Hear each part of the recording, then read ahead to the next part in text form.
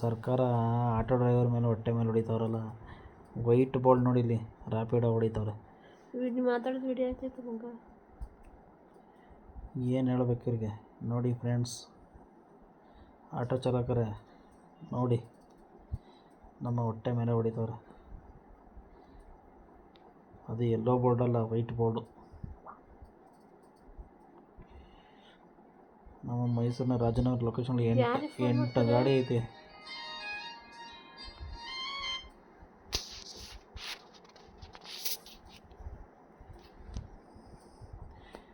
ಈ ಸರ್ಕಾರ ಓಟ್ ಹಾಕಿ ಗೆಲ್ಲಿಸಿ ತಪ್ಪು ಮಾಡೋದು.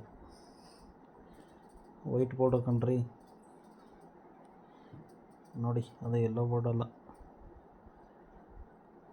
ಯಾರೋ ಸೈಯದ್ ಅಂತೆ.